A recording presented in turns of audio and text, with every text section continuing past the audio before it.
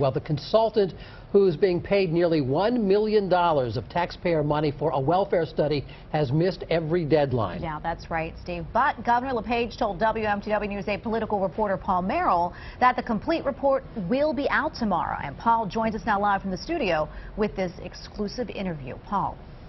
Tracy and Steve, the state hired Gary Alexander and his consulting firm to find wasteful spending in the state welfare system. From the start, Democrats have said the wasteful spending is the money Maine is spending on him. He has missed every deadline but is still being paid. The final deadline is tomorrow, and Governor LePage says the report will be ready.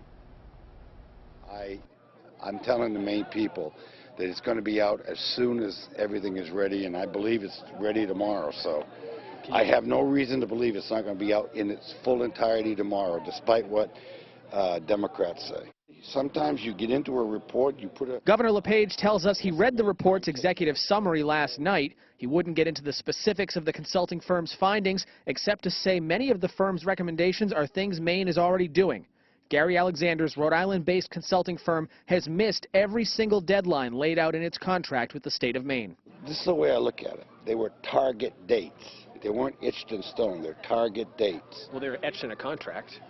Well, but they're target dates. And if they're, I didn't read the contracts. I don't know. Like water bills on the Kennebec. State Representative Richard Farnsworth is a Portland Democrat and House Chair of the legislature's Health and Human Services Committee. Mr. Alexander certainly should have been able to assess whether or not the availability of data was going to be there for him to do the job.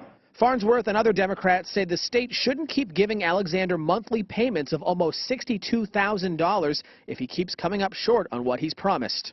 Not too many contracts operate that way. I would love to have a contract that was that generous. The state has already paid the Alexander Group more than $500,000. Democrats say they're not holding their breaths that they'll actually get anything tomorrow. Governor LePage is defending Alexander's work in spite of its failures. But that tells me that because the big dig wasn't done on the target date, we ought to blow it up and get rid of it. A DHHS spokeswoman told us she had not heard of any plans to release any of the Alexander Group's findings tomorrow. We called the Rhode Island phone number listed on the Alexander Group contract, but never heard back today. Live in the studio, Paul Merrill, WMTW News 8.